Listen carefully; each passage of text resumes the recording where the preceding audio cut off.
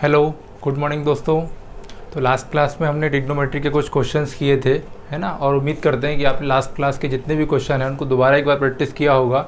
और जैसा कि मैंने लास्ट क्लास में आपको कहा था कि आप जो है आर डी शर्मा से कुछ क्वेश्चंस ट्राई करिएगा, ठीक है। उम्मीद करते हैं आप उन्होंने ट्राई किया होगा, प्रॉपर नोट्स बना रहे होंगे, है ना। क्योंकि मैंने पहले लेक्चर में कहा था आपसे कि पूरा सिलेबस हम कराने वाले हैं, है ना। तो आप बेटर है कि आप एक कॉपी मेंटेन करें और जितना कराते जा रहे हैं साथ ही साथ उस चीज़ों को करते जाएं, ठीक है। तो आज की वीडियो स्टार्ट करने के पहले सबसे पहले आप क्या करें, अपने जितने भी सोशल मीडिया हैंडल्स हैं, फेसबुक, व्हाट्सएप, इंस्टाग्राम, जितने भी हैं सब पे इस वीडियो को शेयर कर दें, है ना। और फटाफट वीडियो को लाइक कर दें, चैनल को सब्सक्राइब कर दें, ठीक है, अगर नहीं किया है तो। चलो स्टार्ट करते हैं। तो ट्रिग्नोमेट्री में हमने जो कुछ क्वेश्चंस किए थे उन्हीं के कुछ आगे बढ़ने जा रहे हैं हम। तो हमारा जो पहला क्वेश्चन है वो ये है कि if 5 tan theta equals to 4 है तो हमने प्रूव करना है 5 sin theta minus 3 cos theta divide में 5 sin theta plus 2 cos theta.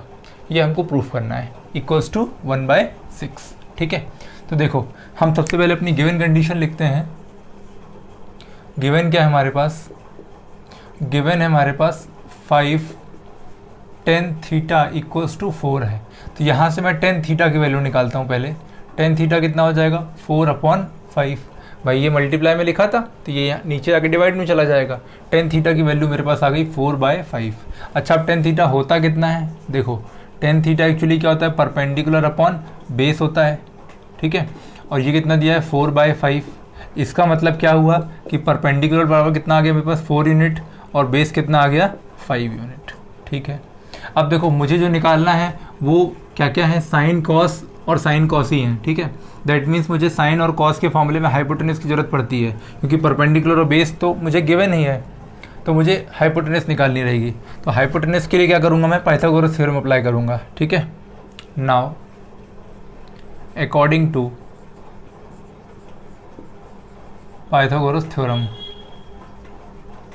Pythagoras theorem के अकॉर्डिंग क्या होता है? हाइपोटेनस स्क्वायर बराबर base square plus perpendicular square होता है। हाइपोटेनस की वैल्यू तो हमको नहीं पता, ठीक है। बेस की वैल्यू कितनी दी गई है? 5 का स्क्वायर प्लस परपेंडिकुलर की वैल्यू 4 दी गई है, 4 का स्क्वायर। अगले स्टेप में हाइपोटेनस स्क्वायर बराबर 5 का स्क्वायर होता है 25 प्लस 4 का स्क्वायर होता है 16। इसको ऐड करोगे 41 आएगा, ठीक है। देखो 6 + 5 11 का 1 कैरी 1, 2 + 1 3, 3 + 1 कैरी वाला 4, हाइपोटेनस स्क्वायर। इसका मतलब क्या हो गया कि हमारे पास हाइपोटेनस स्क्वायर की वैल्यू कितनी आ गई? 41। तो हाइपोटेनस की वैल्यू कितनी आ गई? √41, ठीक है। अब हम अपने सोल्यूशन के ऊपर आते हैं जो हमको प्रूफ करना था। नाउ अब हम अपने प्रूफ वाले सेक्शन पे आते हैं। 5 sin थीटा माइनस 3 cos ना। अच्छा देखो सबसे पहले क्या करो, प्रूफ वाले जितने भी क्वेश्चन हैं इनमें क्या करो, सबसे पहले आप अपन को प्रूफ करने का मतलब क्या है कि हमारा जो लेफ्ट हैंड साइड है वो राइट हैंड साइड के बराबर होना चाहिए। लेफ्ट हैंड साइड जो है वो राइट हैंड साइड के बराबर होना चाहिए। ये कहलाता है आपका left hand side, left hand side. ये कहलाता है आपका right hand side, right hand side, ठीक है। तो जब भी हमको कोई चीज़ प्रूफ करनी है तो हम लिखेंगे कि लेफ्ट हैंड साइड और राइट हैंड साइड को बराबर प्रूफ कर देंगे। मतलब जितनी लेफ्ट हैंड साइड में है अगर उतनी ही राइट साइड आती है, या जितनी राइट साइड है उतनी ही अगर वैल्यू लेफ्ट हैंड साइड आती है, इसका मतलब क्या हुआ? हमारा आंसर सही है, या हमने क्वेश्चन के अकॉर्डिंग जो दिया था हमने वो प्रूफ कर दिया, ठीक है। अब हम क्या करते हैं? नाउ टेकिंग, हम LHS लेते हैं, लेफ्ट हैंड साइड लेते हैं, ठीक है। लेफ्ट हैंड साइड में क्या था? 5 sin theta minus 3 cos theta upon 5 sin theta plus 2 cos theta equals, चलो बस इक्व, ठीक है, ये था। अब देखो अब यहाँ क्या करो, sin थीटा और cos थीटा की वैल्यू पुट कर दो। तो देखो कितना आएगा? 5 × sin थीटा कितना होता है? देखो मैं आज फिर से लिख देता हूँ आपके लिए। sin थीटा जो होता है वो होता है perpendicular upon hypotenuse. cos theta जो होता है वो होता है बेस अपॉन हाइपोटेनस। जो tan थीटा होता है वो होता है परपेंडिकुलर अपॉन बेस। जो cot थीटा होता है वो होता है बेस अपॉन परपेंडिकुलर।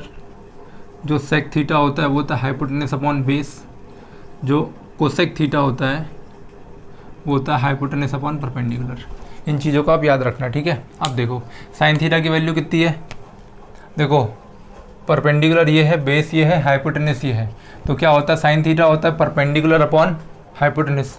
परपेंडिकुलर की वैल्यू कितनी दी गई है 4, हाइपोटेनस की वैल्यू √41, ठीक है, -3 इंटू कॉस थीटा की वैल्यू होती है बेस अपॉन हाइपोटेनस, बेस की वैल्यू कितनी दी गई है 5 और हाइपोटेनस की वैल्यू हमने कितनी निकाली √41, डिवाइड में कितना दिया, डिवाइड में 5 sine theta, 5 into sine theta की वैल्यू तो सेम ही रहेगी 4/41 रूट में, प्लस 2 इंटू कॉस थीटा की वैल्यू कितनी है 5/√41, इतना लिखा।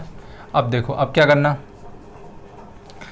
करना, न्यूमरेटर को सॉल्व कर लो और डिनोमिनेटर को सॉल्व कर लो। यहाँ पे देखो आप रूट डिनोमिनेटर में √41 है, यहाँ पे डिनोमिनेटर में √41 है, दैट मीन्स √41 एलसीएम आ जाएगा। तो यहाँ कितना आ जाएगा √41 एलसीएम आ जाएगा। मैं इसको अगले स्टेप में कर देता हूँ, शायद आपको दिखाई ना दे। देखो यहाँ पे आप जब करेंगे इस वाले स्टेप को जब करेंगे तो देखो यहाँ पे भी √41, यहाँ पे भी √41, तो एलसीएम कितना आएगा न्यूमरेटर का √41। अब देखो एलसीएम जो कि दोनों जगह √41 था, ठीक है, तो हम डायरेक्ट कितना लिख देंगे 5 × 4 -3 × 5 अपॉन, यहाँ पे देखो यहाँ पे भी डिनोमिनेटर में सेम वैल्यू लिखी हुई है, ठीक है, तो एलसीएम कितना आ जाएगा सिंपली √41, ठीक है, यहाँ पे कितना 4 × 5 + 2 × 5। अब देखो इसको सॉल्व करो, 4 × 5 = 20 -15 अपॉन √41 डिवाइड में 4 × 5 = 20 + 10, 20 + 5 = 10 अपॉन √41। अब देखो इतना पार्ट क्या था आपका, ये न्यूमरेटर था, ये क्या था डिनोमिनेटर था, ये डिवाइड का साइन था, है ना, तो क्या कर देंगे हम 20 - 15, देखो 20 - 15 कितना आएगा 5 आएगा अपॉन √41 डिवाइड में 20 + 10 कितना आ जाएगा 30, है ना, डिवाइड में कितना जाएगा √41। फिर हमको मालूम है कि जब डिवाइड के साइन को जब हम मल्टीप्लाई के साइन में कन्वर्ट करते हैं तो क्या करते हैं, डिवाइड के साइन की जो राइट वाली वैल्यू रहती है, इसको इन्वर्स कर देते हैं, उल्टी कर देते हैं। तो 5/√41 इंटू √41 डिवाइडेड बाय 30, ये इससे कट जाएगा, 5 × 1 = 5 होता है, 5 × 6 = 30, ये कितना गया 1/6। अब आप लिखेंगे यहाँ पे, लिखेंगे सिंस LHS बराबर RHS, मतलब लेफ्ट हैंड साइड बराबर right hand side, this implied hence proved. आप हैंस प्रूफ जरूर लिखेंगे प्रूफ वाले क्वेश्चन में, ठीक है, आप हैंस प्रूफ जरूर लिखेंगे क्वेश्चन में, ठीक है, जब आपका आंसर आ जाए तब, ठीक है। तो हमको 1/6 ही प्रूफ करना था और हमने 1/6 प्रूफ कर दिया, ठीक है। अब देखो ट्रिग्नोमेट्री में एक चीज़ आपको याद रखनी है कि करने के मेथड बहुत सारे हो सकते हैं। क्या मैंने बोला ट्रिग्नोमेट्री में, चलो ये तो क्वेश्चन सिंपल था, जैसे कि लास्ट क्वेश्चन हमने किया था, है ना। तो ट्रिग्नोमेट्री में एक खासियत होती है कि आप किसी भी स्टेप, जैसे मैंने लास्ट क्वेश्चन में किसी दूसरे स्टेप को पकड़ के सॉल्व किया होगा, आपके मन में कुछ और चल रहा होगा, तो जो आपके मन में चल रहा है आप उस चीज़ से उसको आगे प्रोसीड करें। ट्रिग्नोमेट्री में सबसे अच्छी बात यह है कि आप कहीं से भी अप्रोच करें आपको रिजल्ट सेम मिलेगा। अगर आप गलत कर रहे होंगे तो वापस इनिशियल स्टेज पे आ जाएंगे, ठीक है।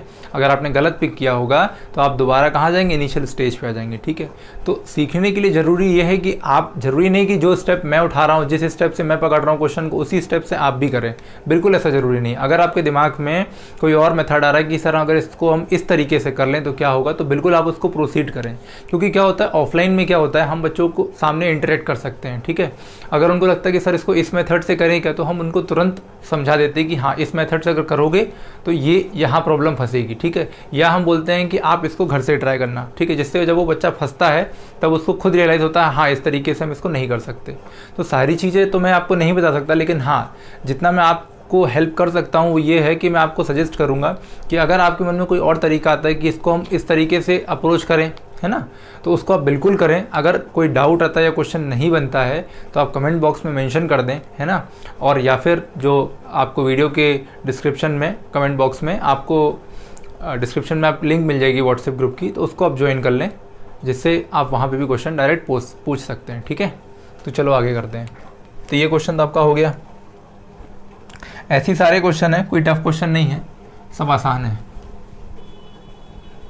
जितना पढ़ाते जा रहे हैं हम आपको उतना अच्छे तरीके से पढ़ते जाओ, आप बिलीव करोगे सबसे बढ़िया मार्क्स आपके आएंगे, सबसे अच्छे मार्क्स आपके आएंगे। बस जितना जितना हम बताते जा रहे हैं उतना उतना अच्छे तरीके से फॉलो करते जाओ, चीज़ों को रिवाइज करते जाओ, है ना। और अपने दोस्तों को भी जोड़ो यार, क्योंकि ऐसे अकेले पढ़ने में मज़ा नहीं आती है। जब अपने दोस्तों को जोड़ोगे, जब कंपटीशन होगा, तब असली पहचान होगी कौन ज़्यादा इंटेलिजेंट है, या किसके कितने ज़्यादा मार्क्स आते हैं, या कौन चीज़ों को कितने अच्छे तरीके से समझता है, ठीक है ना। तो ज़्यादा से ज़्यादा इस वीडियो को शेयर करो, है ना। और मैंने देखा कुछ लोग वीडियो तो देख रहे हैं लेकिन लाइक नहीं कर रहे हैं, या चैनल को सब्सक्राइब नहीं कर रहे हैं। तो यार भाई रिक्वेस्ट है आप लोगों से कि जब वीडियो देखते हो, आपको अच्छी भी लगती है, तो शेयर भी कर दिया करो और चैनल को सब्सक्राइब भी कर दो। एक और क्वेश्चन देखते हैं, चलो। क्वेश्चन हमारे पास ये है, if tan theta equals to 12/13 find या इवेलुएट, जो करना हो आपको, 2 sin theta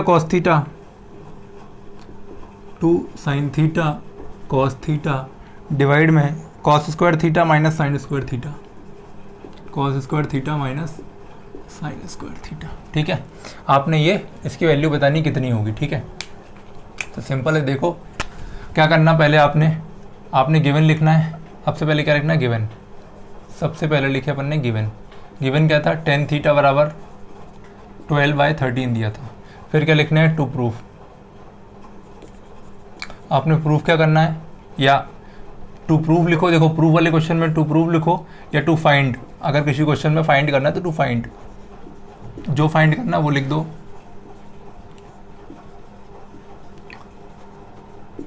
sine square theta minus cos square theta, अब अपन लिखेंगे प्रूफ। ठीक है, प्रूफ, या अगर देखो क्वेश्चन प्रूफ वाला था तो प्रूफ लिखना, नहीं तो फिर सॉल्यूशन लिखना। ठीक है, अब देखो सबसे पहले हमें जो tan थीटा गिवन था, मैंने आपको कहा था जब भी ट्रिग्नोमेट्री में आपको कोई भी एक ट्रिग्नोमेट्रिक रेशियो दिया हो तो उसकी हेल्प से सबसे पहले क्या करो, आप सारे के सारे साइड्स के वैल्यू निकाल लो। ठीक है, जैसे मुझे मालूम है tan थीटा होता है परपेंडिकुलर अपॉन बेस, ये दिया गया 12/13। इसका मतलब क्या, परपेंडिकुलर की वैल्यू 12, बेस की वैल्यू 13। तो मैं क्या करूँगा, हाइपोटेनस निकालूंगा। कैसे आप अप्लाई करेंगे, now Pythagoras theorem. Pythagoras theorem क्या बोलती है, हाइपोटेनस स्क्वायर बराबर base square plus perpendicular square. Hypotenuse तो नहीं पता मुझे, बेस की वैल्यू 13 का स्क्वायर प्लस 12 का स्क्वायर। 13 का स्क्वायर 169 होता है, 12 का स्क्वायर 144 होता है। इनको जोड़ो, शायद आपको दिखाई नहीं दे रहा होगा, मैं यहाँ कर देता हूँ इसको। ये हाइपोटेनस स्क्वायर आया है बराबर, ये बराबर आया 169 प्लस 144। आप जब इसको ऐड कर रहे होंगे, 9 + 4 13 का 3 कैरी 1, 6 + 4 10 + 1 कैरी 11 कैरी 1 1 2 और ये 3। तो एच स्क्वायर बराबर कितना आ गया, 313। ठीक है, तो एच की वैल्यू कितनी आ गई आपके पास, √313। ठीक है, अब देखो, अब हमारा जो हमको प्रूफ करना था वो देखें। Now 2 sin theta into cos of theta divide में cos square theta minus sine square theta. अब देखो यहाँ कितना हो जाएगा, 2 को 2 ही रहने दो। साइन थीटा क्या होता है, परपेंडिकुलर अपॉन हाइपोटेनस। परपेंडिकुलर की वैल्यू कितनी है, 12, तो मैंने लिख दिया 12। हाइपोटेनस की वैल्यू √313 इंटू कॉस थीटा कितना है, बेस अपॉन हाइपोटेनस। बेस की वैल्यू कितनी है, 13 लिख दिया, डिवाइड में स्क्वायर रूट में 313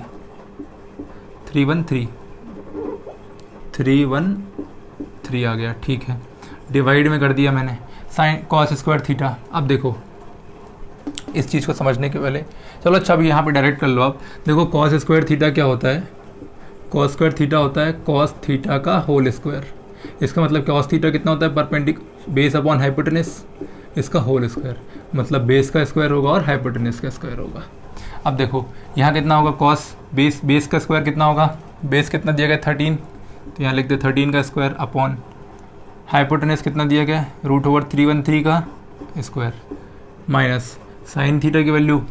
अब देखो साइन थीटा होता है परपेंडिकुलर अपॉन हाइपोटेनस, परपेंडिकुलर की वैल्यू कितनी दी गई है, 12 का स्क्वायर डिवाइड में, क्योंकि देखो स्क्वायर लगा था ना, डिवाइड में हाइपोटेनस कितनी है, √313 का स्क्वायर।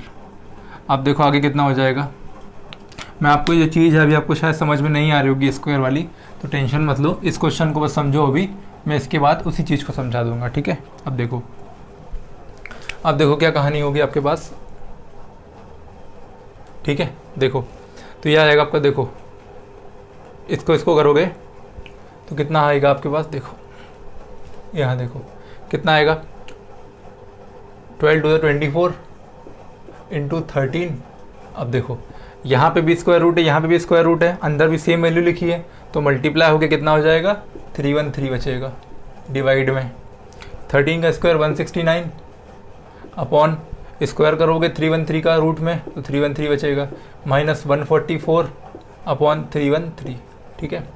अब देखो यहाँ पे इसको मल्टीप्लाई कर लो, या मत मल्टीप्लाई करो, आगे हो सकता है कट जाए, फालतू मल्टीप्लाई मत करो। अभी देखो 24 इंटू 13 डिवाइड में 313 था, डिवाइड का साइन लगाया मैंने, यहाँ कितना बचा देखो, 169 में से कितना घटाओगे 144 बचेगा 25, देख भी लो, मैं करके दिखा देता हूँ। 169 माइनस 144, ठीक है, कितना जाएगा 5, 6 में से 4 गया 2 बचेगा, वही तो 0 है, 25 बचेगा, तो डिवाइडेड बाय 25 बाय 313।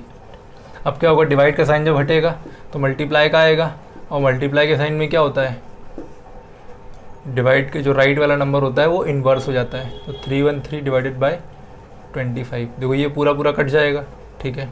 अब देखो कुछ कट तो रहा नहीं है, तो डायरेक्टली इसको मल्टीप्लाई करके लिख दो, है ना, डायरेक्टली इसको मल्टीप्लाई करके लिख दो, या आप इसको ऐसा भी लिख सकते हो डायरेक्ट, इसको या तो ऐसा लिख दो या इसको मल्टीप्लाई कर सकते हो, ठीक है। मल्टीप्लाई कर दो तब भी ठीक है, और नहीं करोगे तब भी ठीक है, ठीक है। आप चाहो तो मल्टीप्लाई करके लिख भी सकते हो, कोई दिक्कत नहीं है। 13 4 द 52, 13 4 द 52 और कैरी आया 5, और 13 टू द 26 प्लस 5 31 बाई 25, ठीक है। ऐसा भी कर सकते हो, या आप वहीं पे भी छोड़ सकते थे, कोई दिक्कत नहीं है। 312/25 आपका आंसर आ गया, ठीक है। इसमें आई थिंक कोई दिक्कत नहीं होनी चाहिए। देखो बेसिक कैलकुलेशन हो सकता है आपको प्रॉब्लम जा रही हो, तो मैंने पहले ही कहा था आपसे कि आप जो हमारे बेसिक के जो वीडियो पढ़े हुए 9th क्लास के, आप उनको एक बार देख लें। वो एक्चुअली 9th या 10th ऐसा कोई कैटेगराइजेशन नहीं किया है, चूँकि 9th पहले स्टार्ट किया था इसलिए मैंने उनको बेसिक से बताया था। तो मेरी आपसे रिक्वेस्ट है कि आप उन वीडियोज़ को ज़रूर देख लें, जिससे आपके कुछ कंसेप्ट एटलीस्ट क्लियर हो जाएंगे मल्टीप्लाई और डिवाइड के, है ना। तो मैं आपको कुछ चीज़ें भी समझा देता हूँ जो शायद आपको नहीं पता होंगी, या किन्हीं को दिक्कत आ रही होगी इन टर्म्स में, ठीक है। आप कई जो सोच रहे होंगे कि जैसे यहाँ मैंने कहाँ गया आपका, ये 169 और 144 को माइनस किया, तो मैंने डायरेक्ट, कई लोगों को लग रहा हो कि मैंने याद करके रखी वैल्यू, याद नहीं, वो बार बार प्रैक्टिस करते करते वो हैबिट में आ गया कि मालूम है कि 169 में से 144 घटाएंगे तो 25 ही बचेगा। जैसे 3 का स्क्वायर प्लस 4 का स्क्वायर करेंगे तो 5 ही आएगा, है ना। 3 का स्क्वायर प्लस 4 का स्क्वायर करेंगे तो 5 ही आएगा, है ना। अब 5 कैसे आएगा, एक्चुअली देखो 3 का स्क्वायर 9 होता है, 4 का स्क्वायर 16 होता है, 16 प्लस 9 करोगे 25 का रूट ले लोगे 5 आ जाएगा, इस तरीके से, ठीक है। तो ऐसा परेशान मत हो, आप लोग भी जब प्रैक्टिस करते जाओगे तो डेफिनेटली सारी चीज़ें आपके लिए भी उतनी ही आसान हो जाएंगी जितनी आज मेरे लिए हैं, ठीक है। तो चलो देखो यार, अपन कुछ बेसिक कैलकुलेशन देख लेते हैं, क्योंकि आप हमारे सामने तो हो नहीं, वर्चुअल क्लास है, तो उम्मीद करते हैं शायद आपको नहीं बनता होगा, तो उसी चीज़ को आगे समझाते हुए मैं आपको कुछ चीज़ें समझा देता हूँ। देखो अगर कहीं पे लिखा है साइन थीटा कॉस थीटा, इसका मतलब ये होता है कि ये बोलना चाह रहा है sine theta into cos theta बोलना चाह रहा है। साइन थीटा की वैल्यू होती है perpendicular upon hypotenuse, cos theta की वैल्यू होती है बेस अपॉन हाइपोटेनस। इसका मतलब ये हो गया, न्यूमरेटर देखो हमेशा न्यूमरेटर मल्टीप्लाई होगा डिनोमिनेटर, तो हो जाएगा p into B divided by H square, ठीक है। इसमें तो कोई दिक्कत नहीं है, ये पहला कंसेप्ट जो मैंने आपको बताया। दूसरा कंसेप्ट देखो, दूसरा कंसेप्ट ये बोलता है कि अगर आपको √2 इंटू √2 करना हो, तो मैंने आपको लास्ट क्लास में भी बताया था कि जब सेम रूट लगाओ तो इसको अपन ऐसा लिख सकते हैं √2 × 2, और मैंने आपसे कहा था जब सेम रूट वाली अंदर वैल्यू 2 दी गई हो तो उनका एक नंबर बाहर आता है, दैट इज़ कितना आता है, 2 आता है। तो अगर आपको √3 इंटू √3 दिया है तो ये सब मत करना, डायरेक्टली लिखना 3। √313 दिया था जैसे पिछले क्वेश्चन में, इंटू √313, तो डायरेक्टली इसका आंसर 313 आता। ठीक है, जैसा कि मैंने किया था, यहाँ से इस स्टेप में डायरेक्ट कर दिया था। अब देखो यही प्रोसेस, बात यही है कि अगर square root of for example 2 into 2 दिया था, ठीक है, या चलो मान लो मैं इसको ऐसा करता हूँ, स्क्वायर रूट ऑफ 2 दिया था, मैं इसका स्क्वायर करना चाह रहा हूँ, तो मैंने आपको बताया था ये क्या होता है, ये होता है 2 की पावर 1/2। ये जो रूट था स्क्वायर रूट, इसको अपन 1/2 की पावर लिख सकते हैं, मतलब 2 की पावर 1/2 लिख सकते हैं, और ये पावर एज इट इज चलेगी। फिर मैंने आपको कहा था कि जब ब्रैकेट के अंदर और बाहर पावर हो तो ये आपस में मल्टीप्लाई हो जाती हैं, तो 2 और 2 कट जाएगा, आंसर कितना आएगा 2।